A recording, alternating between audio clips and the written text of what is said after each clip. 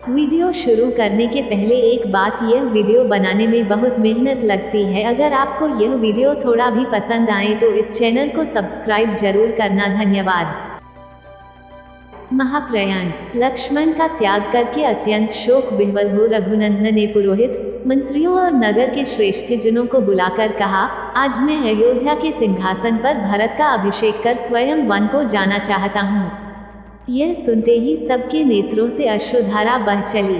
भरत ने कहा, मैं भी अयोध्या में नहीं रहूंगा, मैं आपके साथ चलूंगा। आप कुश और लव का अभिषेक कीजिए। प्रजाजन भी कहने लगे कि हम सब भी आपके साथ चलेंगे। कुछ क्षण विचार करके उन्होंने दक्षिण कौशल का राज्य कुश को और उत्तर कौशल का राज्य लव को सौंपकर उनका अभिषेक किया। कुश के लिए विंध्याचल के किनारे कुशावती और लव के लिए श्रावस्ती नगरों का निर्माण कराया। फिर उन्हें अपनी अपनी राजधानियों को जाने का आदेश दिया। इसके पश्चात एक द्रुतगामी दूत भेजकर मधुपुरी से शत्रुघ्न को बुलाया।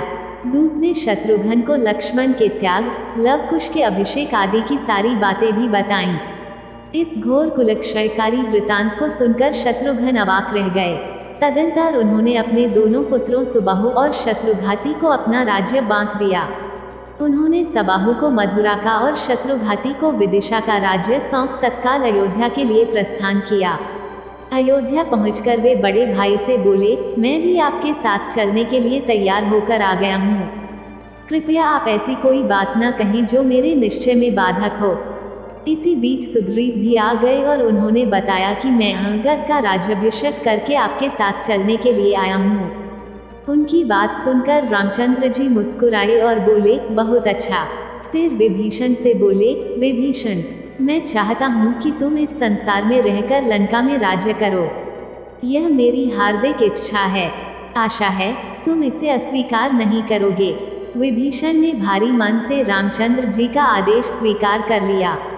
श्री राम ने हनुमान को भी सदैव पृथ्वी पर रहने की आज्ञा दी। जाम्बुवंत, मैंद और द्विविद को द्वापर तथा कलियुग की संधि तक जीवित रहने का आदेश दिया। अगले दिन प्रातःकाल होने पर धर्म प्रतिज्ञा श्री रामचंद्र जी ने गुरु वशिष्ठ जी की आज्ञा से महाप्रस्थानोचित सविधि सब धर्म कृत्य किए। तत्पश्चात पीताम्बर धारण कर हाथ में कुशा लिए राम ने वैदिक मंत्रों के उच्चारण के साथ सरयू नदी की ओर प्रस्थान किया।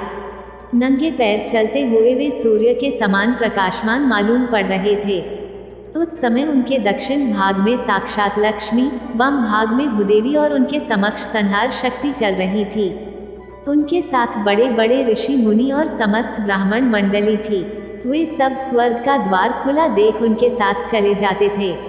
उनके साथ उनके राजमहल के सभी आबालवृद्ध स्त्री पुरुष भी चल रहे थे। भरत व शत्रुघ्न भी अपने अपने रनवासों के साथ श्रीराम के संग संग चल रहे थे। सब मंत्री तथा सेवक गण अपने परिवारों सहित उनके पीछे हो लिए। उन सबके पीछे मानो सारी अयोध्या ही चल रही थी। मस्त वृक्ष और वानर भी किलकारियां मारते, उछलते कूदते, दौड़ते हुए चले।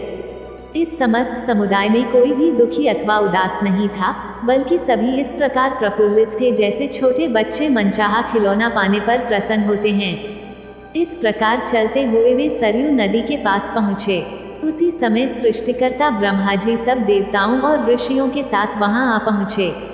श्री राम को स्वर्ग ले जाने के लिए करोड़ों विमान भी वहां उपस्थित हुए। उस समय समस्त आकाशमंडल दिव्य तेज से दमकने लगा। शीतल मंद सुगंधित वायु बहने लगी। आकाश में गंधर्व दुंदुभियां बजाने लगे, अप्सराएं नृत्य करने लगी और देवतागण फूल बरसाने लगे। श्री रामचंद्र जी ने सभी भाइयों और साथ में आए जन समुदाय के साथ पैदल ही सरयू नदी में प्रवेश किया। तब आकाश से ब्रह्मा जी बोले, हे राघव, हे विष्णु, आपका मंगल हो। हे विष्णु रूप रघुनंदन, आप अपने भाइयों के साथ अपने स्वरूप भूत लोक में प्रवेश करें। चाहे आप चतुर्भुज विष्णु रूप धारण करें और चाहे सनातन आकाश में अव्यक्त ब्रह्म रूप में रहें। पितामह ब्रह्मा जी की स्तुति सुनकर श्रीराम वैष्णवी तेज में प्रविष्ट हो विष्णु में हो गए। सब देवता, ऋषि मुनि, मरुदगण, इंद्र और अग्निदेव उनकी पूजा करने लगे। नाग, यक्ष, किन्नर, अप्सराएं तथा राक्षस आदि प्रसन्न हो उनकी स्तुति करने लगे।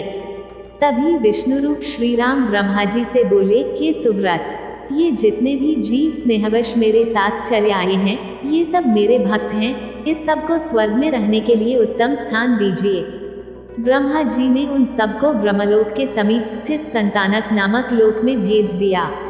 वानर और वृक्ष आदि जिन जिन देवताओं के अंश से उत्पन्न हुए थे, वे सब उन्हीं में लीन हो गए। सुग्रीव ने सूर्यमंडल में प्रवेश किया। उस समय जिसने भी सरयू में डुबकी लगाई वही शरीर त्याग कर परमधाम का अधिकारी हो गया।